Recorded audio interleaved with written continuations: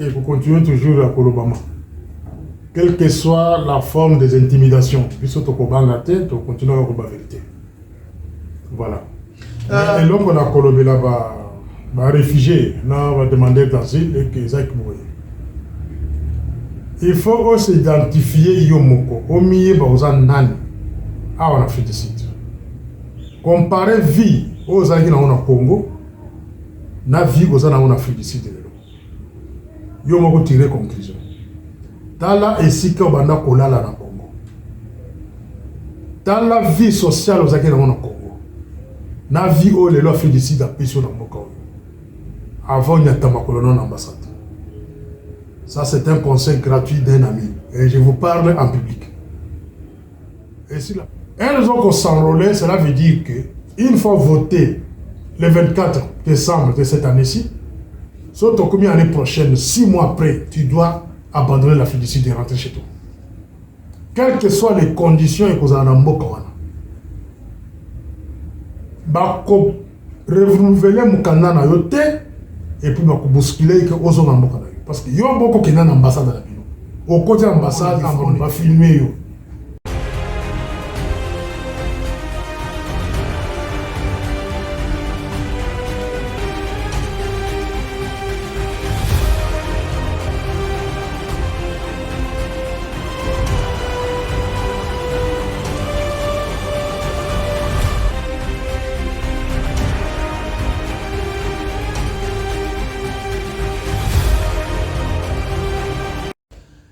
Très chers fidèles téléspectateurs de Chef d'État-Major TV, bonjour, bonsoir, ça dépend à l'heure à laquelle vous allez suivre notre émission Diaspora à Afrique du Sud, Banadjobourg, Cape Town, Durban, tous les 26 provinces, il y a RDC, na Pessibino Mboti, na Elobeli et Zaliwabino, les Tchakou de la diaspora, le chef d'état-major général, Bajana Dikoshi Bamona Palabachina.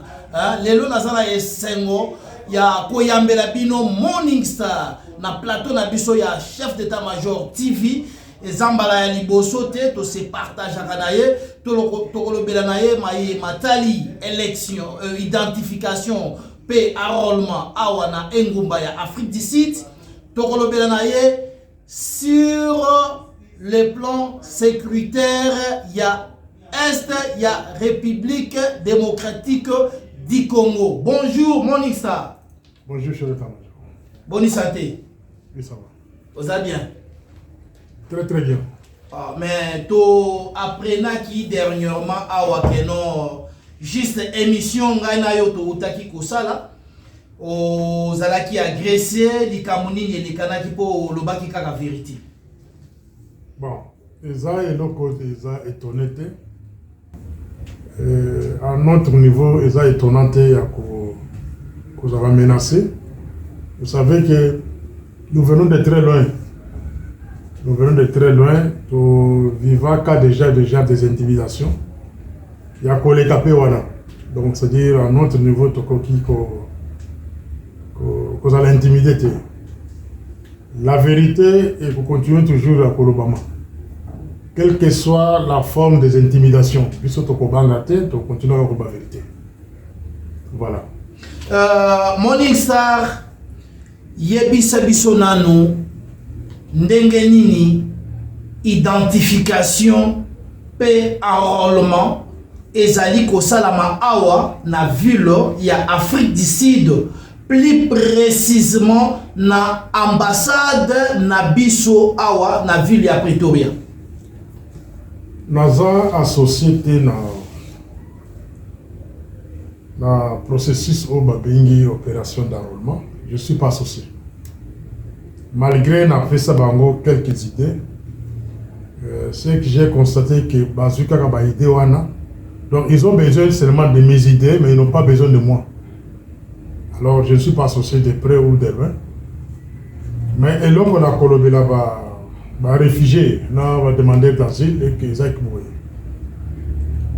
il faut aussi identifier Yomoko, au milieu de Nani, à on a fait des sites.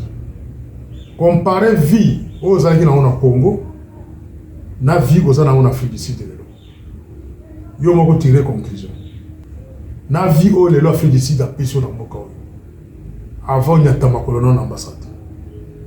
Ça c'est un conseil gratuit d'un ami et je vous parle en public et sur la place publique.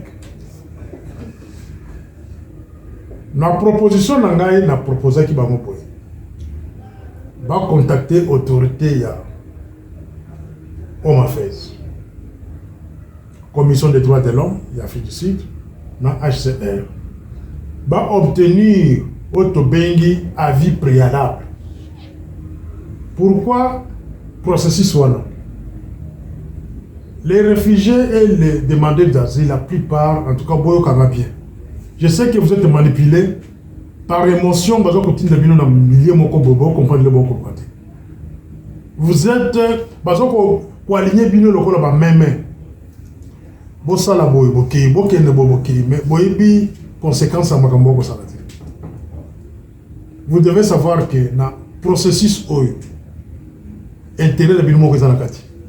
Attends mon côté. Est-ce que Boyoki, parmi Bato, va voter? Boyoki va se prononcer en faveur de Bilo? Ça, c'est la question que je vous pose. Vous devez d'abord vous poser la question. Nous avons combien de candidats? Président et la présidence de l'élection. Parmi les candidats, on a se prononcer en faveur de vous autres. Plan n'a pas de sur vous. Une fois ça, élu président de la République. Tous les cas, lui-même, l'acteur président, camarade de Félix. Une fois ça réélu dans le deuxième mandat, quel est son plan pour les réfugiés qui sont dans le monde entier? Est-ce que vous avez des gens autour de lui ou qui n'ont posé ma question? Après, c'est le plan sur les réfugiés. Il y a que les réfugiés rwandais, au Bakima, na Rwanda, na Ouganda, ne basent un plan, il y a Congo. Mais quand est-ce que lui va parler de vous? Quel est le plan qu'il a déjà conçu pour vous, maintenant et demain? C'est quoi? Afrique ici, t'as payé son Gunda. A payé son flat, tu vas dans la flat. A payé son Moussala. Malgré Moussala, les Moussala Mouké. Même si tu as $100, $300, $400, comme salaire, comparé vie à nos autres mené à la place où tu n'as pas. Avant que les s'enrôler. Et les autres s'enrôler, cela veut dire que une fois voté le 24 décembre de cette année-ci, surtout comme l'année prochaine, 6 mois après, tu dois abandonner la fiducie et rentrer chez toi. Quelles que soient les conditions et que vous en avez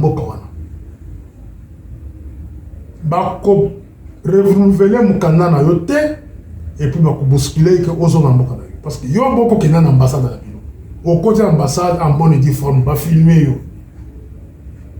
Est-ce qu'il y a un réfugié à côté de l'ambassade? Les faits seulement d'entrer dans votre ambassade, ça montre que tu n'as plus de problème avec votre gouvernement. Donc vous êtes free. Mais pourquoi demander encore les documents de la fiducie pauvre dans Namboka? Pourquoi demander ce que nous appelons visa provisoire pour rester dans ce pays? Donc ça dit l'année prochaine, visa ne vous en souhaiter. Tu es dans l'obligation de rentrer chez toi au Congo. Voilà pourquoi dans le niveau j'ai pris un peu de réserve. Il y a qu'on s'est précipité comme même une ambassade enrôlement. Enrôlement pour quoi faire? Pourquoi faire? Je dois d'abord écouter les candidats se prononcer comme candidat président de la République. Plan avant sur les réfugiés, parce que c'est un point très sensible. Les réfugiés, nous sommes au-delà de 20 millions au Bazar Libana pays. Quel est le plan du gouvernement sur ces gens-là?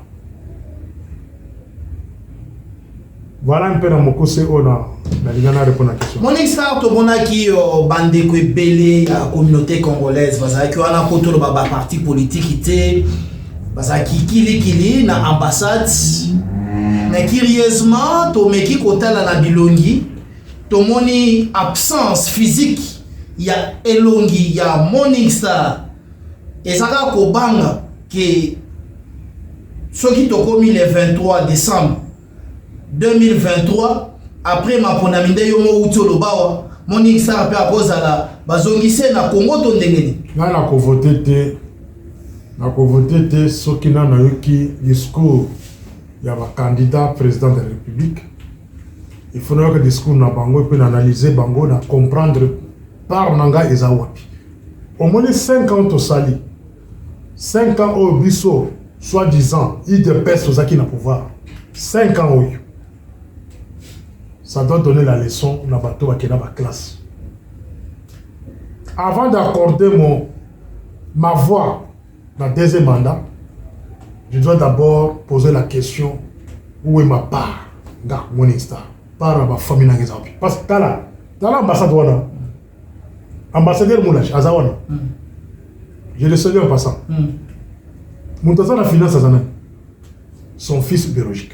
Malgré Aza sud-africain. Arrête de dire ça. Eric Aza sud-africain. C'était sud-africain. Moi, Aza la finance, Aza sud-africain. Moi, on a un propre biologique. Oya menacé dans le monde qui a éco le Kanga pour Betanga Masasi. Son effet propre. Moussous, Oza na intendant international, never naï. De Aza Boba. Pour la famille. Félicitations. Fidèle Moulage. La vente d'abord. En tout cas, la félicito. Ma famille d'abord. Voilà l'exemple à suivre pendant les 5 ans. C'est-à-dire, j'attends les discours du camarade Félix avant de lui accorder ma voix pour le deuxième mandat.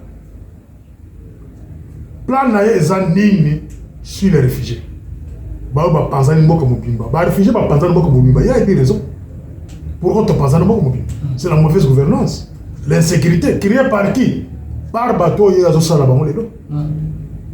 Bateau a tourné sur le Parlement. Bateau a tourné sur la Katianine, il y a Sénat. Bateau a tourné sur l'armée et consort. Bateau a tourné sur la Congolais dans Bokawana. Alors, vous nous demandez d'aller aux élections. Oui, je ne refuse pas. Je ne peux pas dire non. Mais je dois d'abord attendre les discours, les nouveaux discours pour l'an 2024. Ma part, dans les Zawadi. Part ya bana nanga Zawadi. Part ya ba Congolais Zawadi. Parce que bateau oyo biso to pesa confiance. Na premier mandat ou na 5 ans oyo. Va décevoir biso. Chaque ministre, ma famille d'abord. Chaque député, ma famille d'abord. Chaque ambassadeur, ma famille d'abord. C'est que vous nous demandez à nous d'aller d'abord se faire enrôler. Oui, que s'enrôler, c'est un devoir. Donc, comme ça, là, il y a un Morning Star au ambassade, ceux qui ont commis déjà le ministre des Affaires et au Mafez, qui est pour nous obtenir l'avis favorable. Ceux qui ont eu ce qui non, n'a qu'une pour s'enrôler. Je pense que Mitoune et Zali, une motivation, on a décidé de l'eau, qu'on s'enrôler pour que l'année prochaine, nous ayons un Mboka. Est-ce que la sécurité, c'est un Mboka? Est-ce que réseau qui met la Kimboka Nayo, ou parce qu'on a utilisé de l'eau, est-ce que ici là, il faut répondre à vous. Alors, ceux qui n'ont eu une réponse favorable, là, il faut me verra à l'ambassade pour m'enrôler. Mais pour le moment, je ne peux pas me comporter à un chimpanzé, n'a qu'un cacaboyer, ou n'a qu'un s'enrôler. Non. Parce que je sais que l'année prochaine, on va me demander à la fin du sud de retourner chez moi. On va me dire non, monsieur, tu étais dans ton ambassade, cela montre que non, tu n'as pas de problème avec ton gouvernement, zonge panabino, tu peux renouveler mon candidat. Voilà. Morning Star, est-ce que Tokoki Kolobake non, le lengue identification et enrôlement et zali ko évoluer awana engumba ya Afrique du Sud? Ba Congolais nyonso oyo bazali awa tozana parce que to yebisa ba téléspectateurs o bazali ko landa biso na Congo Kinshasa to pe na Mbujimayi to pe na Lubumbashi sur toute l'étendue à ville province ya République démocratique du Congo tolingi to yebana Afrique du Sud eza presque grandeur moko na Congo démocratique. Est-ce que Seni aza vraiment à mesure ya bande ko na biso bazali na ba province bande ko na biso o bazali ko vivre na ba ville mususu ko la ba Johannesburg ba Cape Town ba Durban ba s'enrôler topé et sengeli kaka ba se déplacer na ba bipai wana bazali donc topé sandakisa muto alongo Cape Town ti Pretoria eza lokola Lubumbashi ti Kinshasa. Et c'est la foot à transport, et c'est azala la bas séjour, Seni a réuni moyens suffisants pour bande konyoso bazali awa na Afrique du Sud, ba s'enrôler topé et c'est kaka bat kimela awa na ville à Pretoria. Ota la na rosenga na yo kinde na Ok, la site il y a Seni. Autant la budget. Au Bengi la façon de budget. Budget. Il y a Seni. Banda Malumalu. Musuko Modena. Ngoy Mulunda. Ngoy Mulunda. Et puis Nanga. Nanga, ya. Nous sommes le premier pays au monde où budget à élection, ils ont coûté jusqu'à 1 milliard de dollars. Donc, budget d'un pays, on va payer ça dans le Congo pour l'organisation d'élection. Et quel type d'élection on va organiser dans le Congo? Ce que tu as dit, Banda Malumalu, qui Nanga, ils ont marre. Je pense qu'en Afrique du Sud, on va payer son bon. Ils ont beaucoup d'argent pour préparer les élections. On va dire dans le Oyo, on a un enrôlement dans le pays Oyo. Et ça, on a un parc. Et ça ne coûte rien. Ils achètent seulement des tentes, ils peintent la Combo et à Seni, ils ont un parc. Et si comme Oyo, ils sont à l'aise, donc, les kakana, autorité municipalité, ils accordent un droit pour faire un parc. Ils ont un Cape-Town, ils ont un Durban, ils ont un Wapi. Et puis, Seni en pays, il faut pas recruter les citizens plutôt. Bateau va vendre dans Mokaou. Il faut pas recruter les Congolais. Il faut pas vendre à Kabal résident dans Mokaou. Mais, ce que nous avons dit que Seni est comme ça la farce. Ah, oh non, moi je ne sais pas comment on va faire. Et ça farce, c'est comme ça. Nandeni, bah salam salam. C'est aïe awa. D'abord, je le cherchais pour que nous le banaye. J'apprends qu'il y a un malade. Bon, je ne sais pas si c'est qui m'a invité. Aïe awa, aïe déjà dans la liste de la Batuna Bango. Ba cousin, donc système quand il y a ma famille d'abord. La carte Seni o ba ko recruter biso a dans Mokaou. Système on négocie là-bas jamais. Bah aïe déjà dans la liste là Bango déjà. Il y a un moment dans la ko boy ko voter pour l'année prochaine. Parce que je ne vois pas mon intérêt quand on a voté. Alors, bah il y a Batuna Bango. On peut comprendre que Magui, na mauvaise foi, ils ont déjà installé. Ils ont déjà installé. Bah tout le monde a recruté binoté. Les passeports, on a ambassade comme première condition, il y a qu'on a la liste à enrôler. Vous savez qu'il y a des Burundais, les Camerounais, les Nigériens ont des passeports congolais. Vous voyez bien. Alors, aujourd'hui, vous permettez que Batouana, que de se faire enrôler la place à Batou, bien identifié comme les demandeurs d'asile, qu'on a des démarches pour Pessa Kabino. Tu as vu ça clairement que non. Beaucoup de ministres des Affaires étrangères, il y a Mboka Oyo, beaucoup de ministres, il y a Oma Fez, beaucoup de président, il y a Commission des droits de l'homme, beaucoup de président, il y a Commission, il y a réfugiés. Bon, c'est la réunion. Bon, tu vois, le mécanisme pour qu'il y ait enrôler les réfugiés, parce qu'il faut que tu pas battre. Nous sommes déjà bien contrôlés. Actuellement, nous avons appartenir ni au gouvernement congolais, ni au gouvernement sud-africain, ni à HCR. Nous avons une population spéciale. Nous avons une maçon spéciale. Si il y a une maçon spéciale, il y a qu'on provoquer. Yo, il y a qu'on provoquer. La titre, donc, il y a des réfugiés en Afrique du Sud. Nous avons un statut spécial. Vous ne pouvez pas s'hasarder venez voter. Non, tu peux voter. Je demande aux réfugiés avant d'aller s'enrôler là-bas, il faut me voir. Avant d'aller s'enrôler là-bas. Sinon, vous regrettez l'année prochaine. Vous regrettez l'année prochaine. Enrôlement, c'est bien comme ça, on les a farce. Ils ont farce. Dans les tournois enrôlement, ils ont une ambassade. Tout le monde a monté. Afrique du Sud est composée de 65 millions d'habitants, sans compter les étrangers. Les combats actuellement, nous avons toujours chanté 80 millions. Oh, ils appellent Rukuta. C'est presque la même chose avec l'Afrique du Sud. Parce que tout cas, ça a des sentiments dans le Congo. Le nombre de gens qui sont au Congo, c'est presque la même chose dans l'Afrique du Sud. De vous demander quelqu'un de quitter Chikapa avec s'enrôler dans Kinshasa. Moutaza na Polosi dit là, avec s'enrôler dans Kinshasa.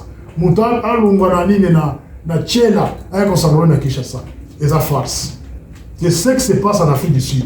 Il y a des gens de Cape Town, il y a des gens de Durban, il y a des gens de Mafiken, il y a tous les bateaux qui sont Musika, va même au vendre dans Soweto, à la Gauteng, au Bing Johannesburg. Quand Soweto, c'est 80 km. Il faut foutre un bon, il faut aller out. Et puis dans l'ambassade, pour organiser le côté, il faut côté de l'Omlongo Moulaï. Et ça force. Voilà. Morning Star Toyeba, awana South Africa, tozana ba Rwandais, den yongo utikoloba, donc pas seulement passeport. Ba boaki oyo tozali ko benga na langage vulgaire ngunda.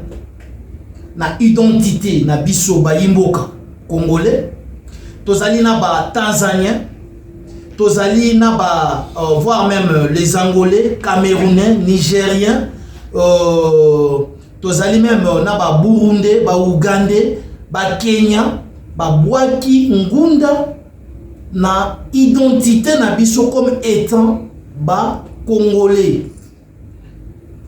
Morning Star, est-ce que c'est ni soki ya solo toke na maponami awa na mboka oyo ya South Africa azali a mesure ya ko découvrir que oyo azali congolais te oyo aza congolais pour élection l'air tozali ko kende élection ezali devoir civil pour na biso ba congolais et non pas ba infiltré topé ba étranger ba mesure nini oyo seni azali ko kamata na point wana. La question est très bien posée. Question na ozoni silango ba autorité à Congo ou ba kolanda mission oyo. Particulièrement responsable ya sécurité nationale. La conseil spécial chef de l'État en matière de sécurité. Est-ce que dans le groupe Bato Baye, soi-disant CENI, est-ce qu'il y a des gens de l'ANR? Dans la poste à Koyebate. Dans l'équipe, vous devrez associer l'ANR extérieur. D'abord, en Afrique du Sud, parce que c'était depuis Papa Lomba Koufa, qui est responsable de l'ANR extérieur. Depuis qu'il est mort, ça fait 2 ans, pour vous montrer que c'est un pays où d'abord la notion de la sécurité extérieure, donc il y a des identifications des gens à l'extérieur du pays, il n'y a pas la sécurité extérieure parmi eux. S'il y avait la sécurité extérieure, moi je vais vous dire que le Bazawana, il y a l'extérieur qui Bazali, mais Bazati. Pourquoi on a le Bongo? Vous ne pouvez pas identifier les gens en Afrique du Sud sans les concours de l'autorité sud-africaine. Parce que le fait que Biso Tobimambo Kawana, Toye Awa Toboa Kingunda, Tokomine sous la responsabilité de l'Afrique du Sud. Et dans le cas là, Ozolo Kamwana na Munduki, Bena Mbeli Po Bomaye, a Kimi Nanda Kumunkoboye. Moutoua Yambi Moutoua Nanda Kwananda, comme responsable de Moutoua. Oko Ke Dokobenga Bimalibandate. Mais quel que soit, preuve qu'on a Kisa Kazamona Nanda, Akubimate. Na Senga na Bino, Bosololana, ministre des Home Affairs. Il est mieux placé. Il y a un expert. Il va assister, servir sa sécurité extérieure dans la communauté congolaise. Disons que nous Oyo aza Congolais. Oyo aza Congolais. Oyo aza Burundais. Oyo aza Rwandais. Oyo aza Camerounais. Abokamou dans la commune. Encore une autre chose très grave. Bangunda est utilisé pour le moment, et j'ai période de Covid. Ce sont des éléments que vous n'avez pas. Il faut que Morning Star ait les émission, il y a chef d'état-major pour appeler sur nos balités. Bangunda va poster na Internet. Si vous allez dans n'importe quel Internet, vous pouvez imprimer ça. Et si vous arrivez à appeler tous les réfugiés, pour s'enrouler, mafia mon sous-sanguana. Donc, il y a fake, il y a pirate. Il y a un pourquoi on a proposé que non, Bino, vous devez aller voir le ministre des Home Affairs. Même si vous n'avez pas besoin de moi, allez voir le ministre des Home Affairs. Allez voir la commission des droits de l'homme. Allez voir les ministres des Affaires étrangères de ce pays. Et tout ça, ils vont faire la collaboration avec le ministre de l'Intérieur de chez nous et le ministre des Affaires étrangères. sans compter les responsables de la service de la sécurité. Vous ne pouvez pas enrôler les gens sans associer la sécurité du pays. La sécurité du pays doit s'occuper de la population de l'extérieur. Chef d'état-major. Bon, on est bien sur les réfugiés, tous les bandes. L'anda plus on a bien. Les réfugiés, tous les bandes. Ils sont en Afrique du Sud, ils sont en Zambie, ils sont en Zimbabwe, ils sont en Afrique australe. Autrement dit. Ils sont là-bas, Mozambique. Poto, par-ci par-là. Bon, je dis data nous ferons la guerre. Il y a libération Bokawana. Il y a mon lobby un jour. Bano ya biso au bazar na Bokawana, au bazar na Poto. Partout, ils feront la guerre pour récupérer leurs terres. Voilà, c'était paragraphe où on a précis pour pas comprendre bien. Morning Star, tokomi kopusa na malembe na suka ya émission na biso ya mkolo ya lelo. Tosengi pe na bandeko oyo bazali kolanda biso sur toutes les trendy ya mokili mobimba o s'abonner pe massivement na chaîne na biso chef d'état-major TV. Hein, tozali wana soki problème ezali contacter biso na numéro o ezali na se ya télévision na yo. Voilà, pesa situation na yo, finga ningo mesali ko finga, critiquer ningo mesala ko critiquer. Ba finga. Ah, ba menace de mort. Yo kanisi pas do préméditer yo moko. Na yo kiso ba audio awa. Mais biso to ko banga te boya bobo mabiso, to ko tondisa pe mabelete mais keba. Makila mususu sa bololo. Ko beta lisaso moni dende zongeli yo mo dai. Po mutu na mutu. Azala bang koko na ye ope babate la kaya zame pe ya likolo kobosa na teke azali. Morning Star to zali ko tambola na diaspora baninga bazali kotuna mituna baye banani oyo bazali na ndingisa ya kokoma na ambassade pona kosala identification pe enrôlement tomoni pe ambassade et annoncé que non, ma carte consulaire est commis permanent, Ezali 300 €. Votre point de vue. Carte consulaire de la manière dont le qui a une émission passée, je pense que Zaka Kanakat y a chaîne Oyayo. Moi j'avais proposé que non, l'autorité congolaise apaise au moins carte la valeur à 5 $. Si on est au-delà de 1 million de personnes ici dans ce pays, si on donne cette carte-là la valeur à 5 $, on peut se retrouver avec 5 millions dans la caisse de l'État. Parce que l'État congolais ne fait seulement rien. Ça, tout le monde est vérité. L'État congolais a fait sa cabine sur le côté. Dans la élection, les Bangolais, ils ont eu des passeports gratuitement. Chaque Congolais, il a eu des passeports gratuits. Les Zimbabwéens, par manque de moyens, leur gouvernement a payé ça en carte. Oh, ils ont un empreinte digitale, gratuitement, juste pour ne pas voter. Mais quand le gouvernement congolais a payé sa carte consulaire, n'a valeur à 300 €, équivalent de 20 $. Posez-vous des questions. Cette carte-là, ok, le président de la police, il y a fait ici. Bon, mais tout le monde, la carte, on les tomber. Voilà les questions dans le bateau bako la mission. Carte on les a 300 €. Au présentant moi. Bon, mutu loko la Morning Star, carte on a au salon. Au tikala ko présentant ko la police a fixé. Au tikala jamais ko lokela on musala. Au tikala donc les cartes moko inutile. Ils ont donc la carte à ShopRite, on va appeler ça la ShopRite. C'est que consomme biloko la ShopRite. Ouais, les a quand même la valeur parce que si tu veux acheter quelque chose, par exemple, à 100 €, de la carte, par exemple, 10 €, les 90 €. Mais aux cartes consulaires, vous avez 300 €. Si vous êtes 5 dans une famille, il faut dépasser 1500 € pour avoir cette carte-là. Pourquoi? Il faut que vous soli. Avant d'arriver, il y a côté que la carte wana. Et ça, la tinani.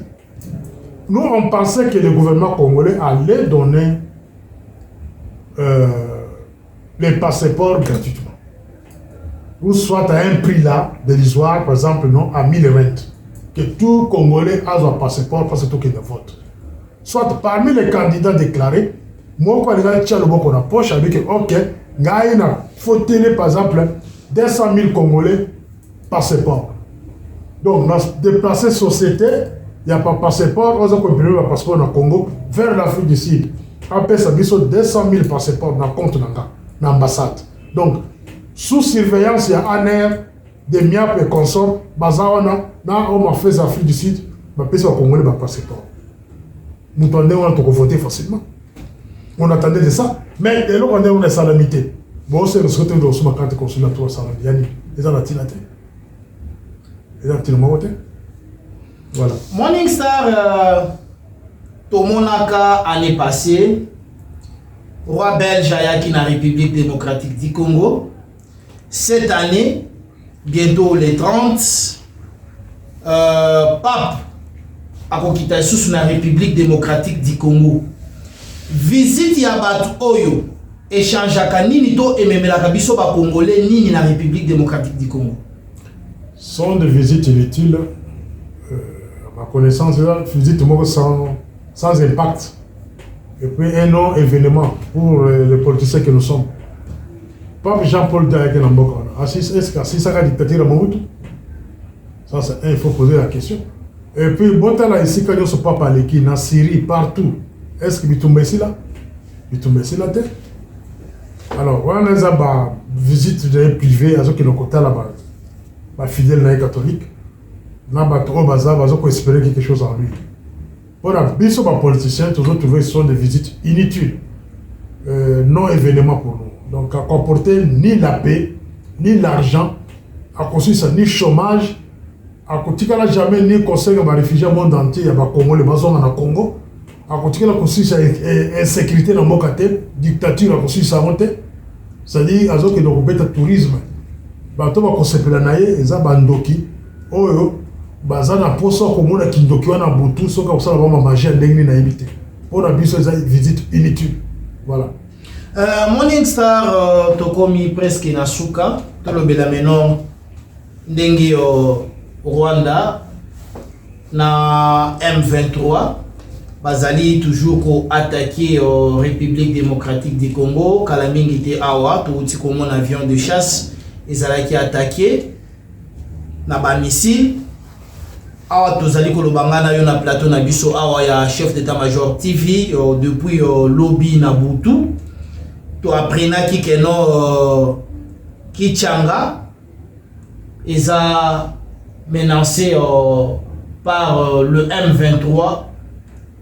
Est-ce que vrai Kichanga eza menacé par M23 to pe eza na maboko ya M23? Bon. Information à Kichanga que ça na maboko ba rebelle to landaki yango biso nyonso lobby lelo avant na côté dans studio na yo na solo qui na bato Kichanga ba confirmer na que jusqu'à 13h et j'ai qui na maboko ya FARDC. Mais après ça bon il semblerait que les rebelles va continuer déjà la carte de Kichanga. C'est une information que je prends avec beaucoup de réserve parce que nos sources sur place dans va confirmer les photos à confirmation, il y a source dans la carte. Ne suivez pas des informations qui circulent dans les réseaux sociaux. Ne suivez pas ça parce que les Rwandais eux-mêmes, c'est comme on a vu sur Baluba, Congo, Bangala, Baswahili, continuent dans les réseaux sociaux pour nous embrayer. Vous comprenez? Alors, pourquoi il y a la piège à rater? Bon, yokaki na paragraphe bon on a lobaki on a dit que nous allons faire la guerre dans l'avenir pour mettre les Rwandais dans ba adepte dans Libanda. C'est-à-dire biso génération to kokosa la guerre on a dit. Parce que nous sommes une génération corrompue. Nos propres enfants na bo baza Libanda ya ba pays mususu ba conséquence en bloc pour faire la guerre contre les neurotiques, c'est-à-dire les Rwandais au basi ba envahir Mokawana. Ba au basi ba tambour na ba Kasai. Oh, Bazati na Kinshasa, oh, Baza partout. Nous ferons la guerre contre ces gens-là pour les bouter dehors. Ce qui bisote, Bano ya biso, Bakoko na biso, Bakobunisa Batouana, Tous les jours, il faut dire à nos enfants que non, notre pays est envahi par les neurotiques rwandais. Donc, préparons-nous pour qu'un jour, tout le monde mais les Kamoya Kichanga, nous devons entendre encore de nouveau pour avoir plus d'informations fiables. Moninxa, Nini Ezo Salakue, gouvernement Nabiso ya Congo, et Koki Kokomisa Guerre, ya Esto yo physique. Tilelo, millions de personnes, Bakoufwa, Bazanasi, Amabeleka Pona, guerre ya Est. Mboka o Mukebo et Rwanda. Tant bien que ezali soki soutenu na ba force mususu ya libanda lokola ba Union européenne lokola ba américain. Comment est-ce que Tilelo RDC tokoki quand même ko faire face ko sala eloko moko boye ndenge tomonaka wa musée Laurent Désiré Kabila akebisaka ba Brazzaville.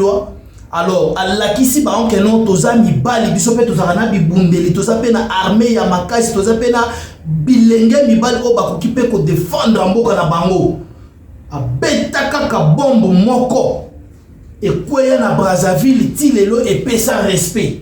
Qu'est-ce qui nous manque jusqu'au jour d'aujourd'hui? Il y a République démocratique du Congo, toko mi s'appelle nos guerre oye comme physique total na no between biso ba Congolais na ba Rwandais, banani bazana armement ya makasi, banani oyo pe bazana ba logistique ya makasi. Je pense que on a répété à Oeza troisième ou quatrième fois. Na si na ibi sabino. Avant autant d'Américains, autant d'Européens, les Rwandais est soutenu par les Congolais eux-mêmes. Les Congolais, le Kolangana yo, toké par Kagame, Toyokani, tout ça le dire, pour que Bango va envahir le Congo, Babouma va Congolais, va piller richesse à Congo.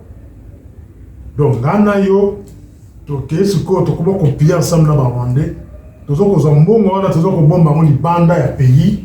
To somi banda ko na biso libanda to sala ba société biso libanda pays ne tozo ko ma Congo là et là on il faut comprendre sur la toute question siko na na chef d'état-major général et plutôt na na inspecteur général ya armée congolaise un poste clé réservé dans bateau bazana au bateau batikali loyal pour la mboka mutu lokola tango fort Général Tango Fort, est-ce que ça loyal na armée congolaise? Est-ce que ça loyal na pays?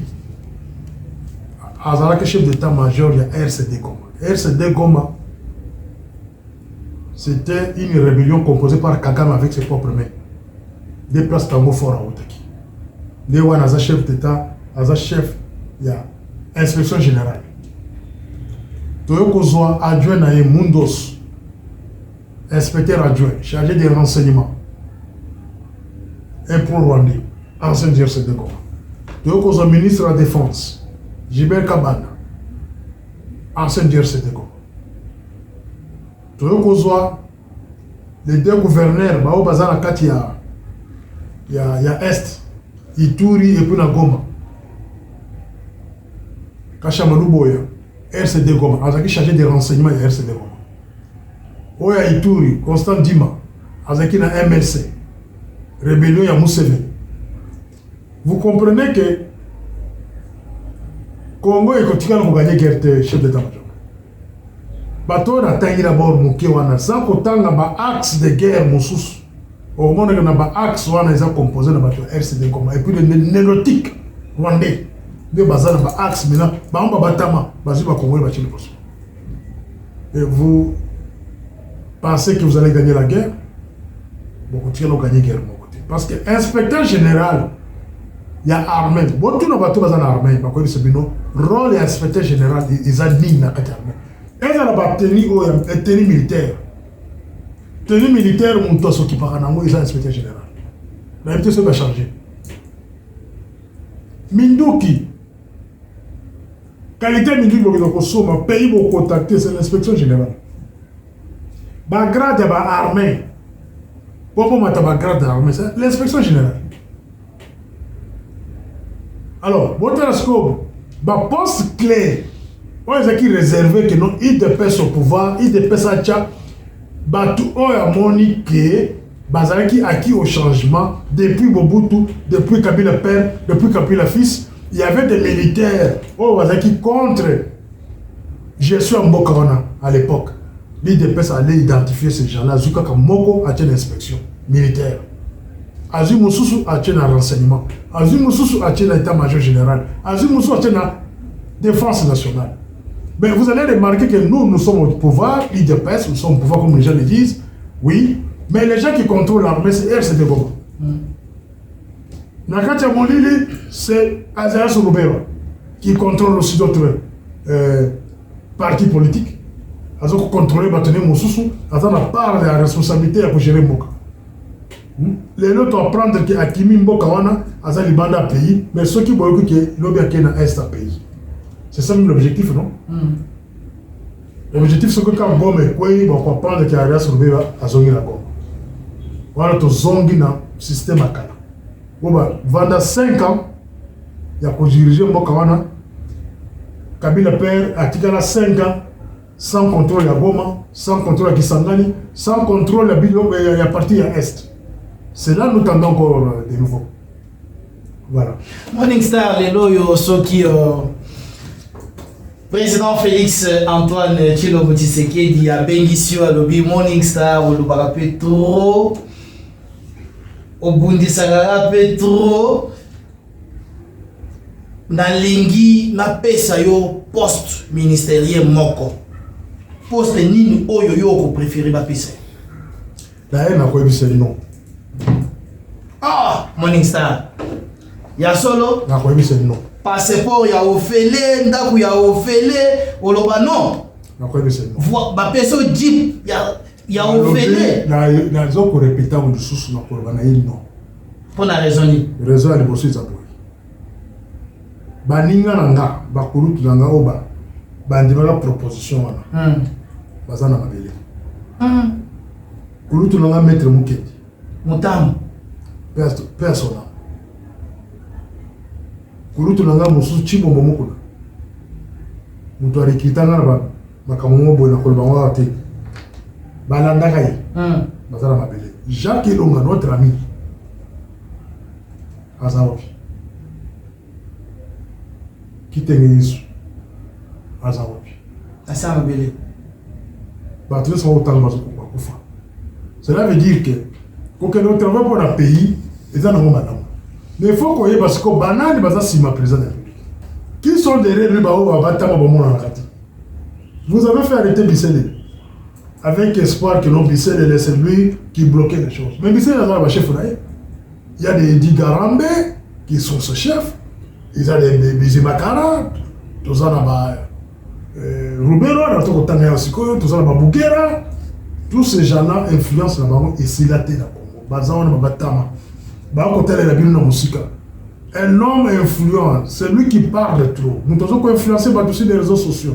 Un consort, au sali Buzoba, ba Benson na Kinshasa, oye, bouton rouge. Batona ne ba kobo mayo, ba continue le battre. Du moment toi. Il a fait ça article même vite. Bato ba liga ba aider lokola ba kingo kubanza. Ba liquider bango. Ba kitenga yeso ba liquider bango. Ba Jacques Elonga ba liquider bango. Siko ngana za spécial en quoi par rapport à bato na tanya. Je suis spécial en quoi pour que bato na basala na mabe. Mais au bundi petro. Bato non, to bundi bien sûr to continue kobunda. Jusqu'à tel point que non, jour camarade de Félix Antoine la libre dans le cas de monsieur Menaza libre. Pour le moment, il est l'otage à Bato Natanya. Ces gens-là, ils ont l'influence dans la carte armée. Les roubleurs, là que je vous parle aussi. Bazan l'influence dans la carte armée. Armée, ils ont beaucoup de banque.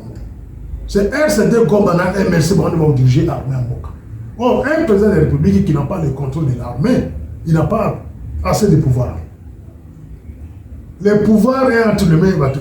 Pouvoir et armée, ils ont un peu de Natanya. Si vous battez dans un comporte à Bango, si vous faites ça, non, il y a quoi ça la merde. Ces gens-là vont faire quoi de bon? Morning Star, oyebi que yo balandaka yo partout. Émission et autant que les cas dernièrement awa. Tolobela qui sir bisalele arrestation naye au Sengaki na oyo ya komaki kobimisa comme bas secret ya mokonzi mboka aner a interpellé pe bachaye maboko awa ngai na yo tozali koloba bisalele aza na kati ya prison ya Makala azoli ya vungule lero yo ki sango wana motema na yo ezalaki boni boni. Bon, personnellement, je suis là na malheur à tout temps.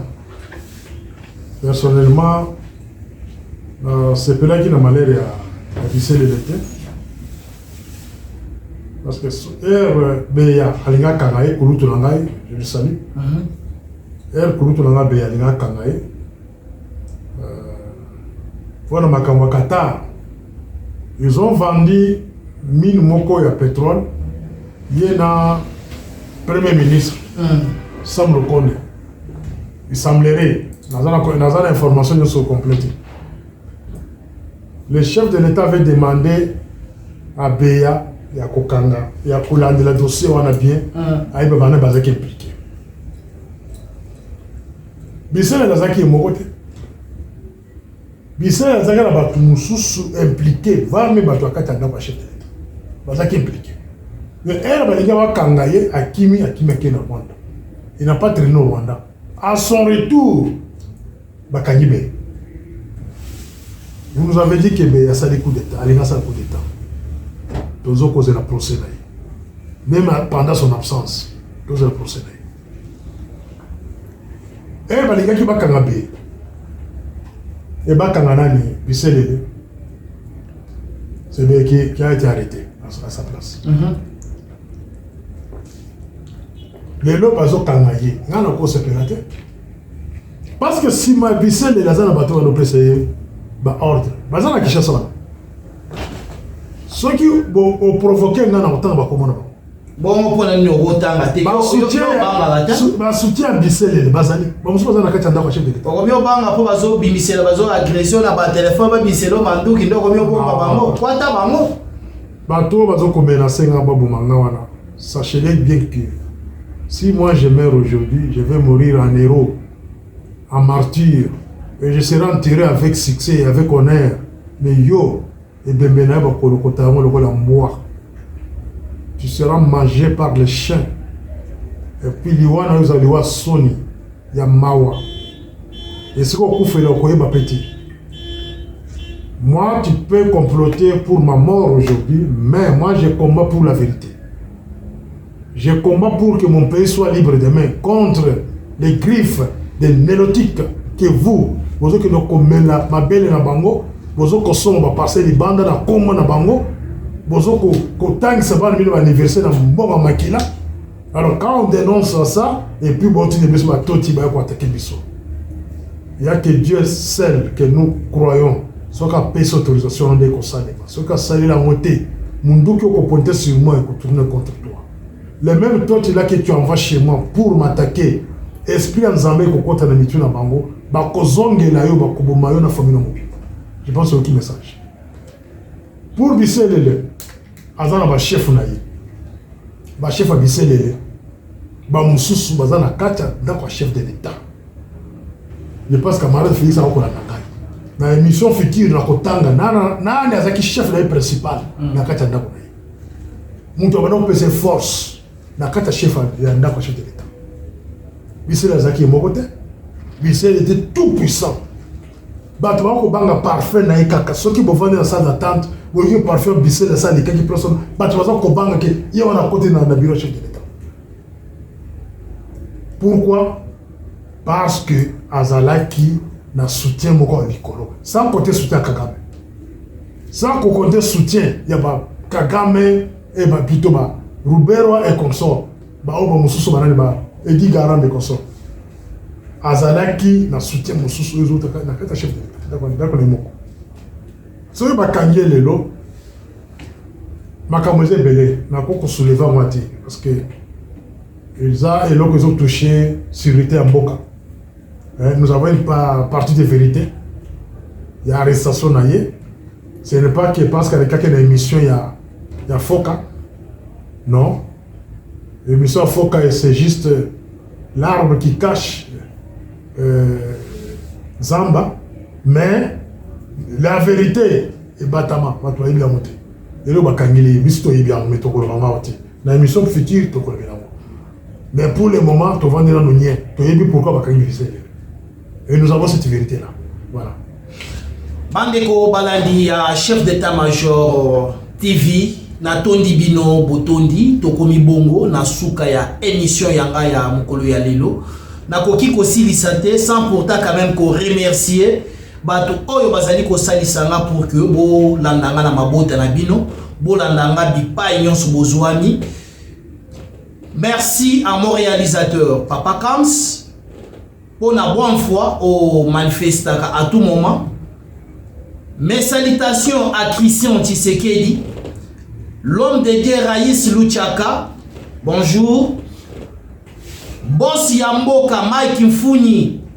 Tozalika poser la caméra na ba micro pour musaliza na mebele ba lumière et singeli to bongisa plateau ndenge singeli. Morning Star ne fils que moi ba bonjour bonsoir na batumi balemisa tu osala pe bien. To komi na suka émission moi le loba ya suka pe pour to pesa ba téléspectateurs na biso auto respectaka mingi bye bye pour balanda émission na esengo nyonso. Na pesi bonjour na le fait président Kimwana. Ah, muto akufa. D'abord utaba tabo moi parce que là il a un problème. Ah. So il a tangi yo par contre yo na solo mission ba Holanda yo. Na pesi le fait Kimwana. Les grands combattants. Paix à son âme. Paix à son âme. Malgré Gitunayo, je sais que Simanayo va descendre dans le Sala Moussala, Bisso va descendre dans yo. Ils ont compté la même bite. Na Pessi Mbote, na Maître Mukendi. Maître Mukendi, paix à son âme. Deux bateaux, là, il a coupé sa moitié dans le plateau. Na Pessi Mbote, na Chimo Bomokona. Ba vie nanga ba wana na pesa mbote malgré ba Rwandais ba bomabino ba kosa que ça Covid mais votre sang vengera voilà c'était ça le bongo liloba ya suka liloba suka za que bino ba réfugiés au bo vendre na mboka oyo n'osez jamais d'aller se faire enrôler pour le moment Satan na bino bozela avis préalable, il y a ministre, il y a homme affairs. Ceux qui vont saluer la montée, vont couper ça la raison l'année prochaine, vont couper en masse. Et vous allez rentrer chez vous, sans bagage des fois. Vous avez réfugiés, vous avez demandé d'asile, il n'y a pas pourquoi il y a qui n'a pas eu. La dernière émission, na ibisa bino que comparé vie aux amis dans Mboka, na vie dans Molelo.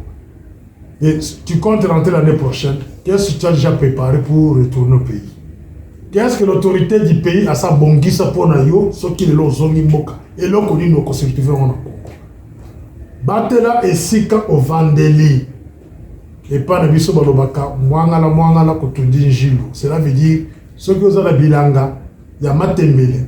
Olingo déloger, olingo o déménager, kolongo bilanga wana te parce que lobby au Congo le passage aux yeux en haut. Au Seigneur Moutoua a remplacé dans Nakwana ce qui est au Bokayango.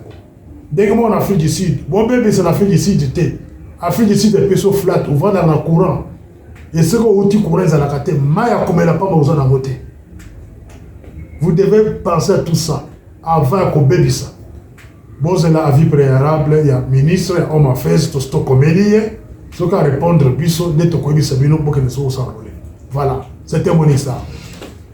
Bandeko Balandi to komi na suka ya émission na biso ya mukolo ya lelo bana ya munga fula nyonso bokende ko s'enrôler massivement pour to voter Doudou Moutiri. Hein? Doudou Moutiri azali les plus anciens de munga fula ako aider biso bana munga fula pour na développement ya munga fula akozala sans tribalisme. Na sengi na bino nyonso bovandi na Afrique du Sud bo tirer les sons ya mayeto uti koloba awa. Donc pour na biso en tant que communauté congolaise, identification pe enrôlement ouais ezali ko salama awa eza en faveur na biso ti. C'est que tout le ba vérité en face. Botika toujours branché na chaîne oyo ezali ko sala fierté ya diaspora, fierté ya ba congolais awa na Afrique du Sud ezali kaka moko, chef d'état-major TV.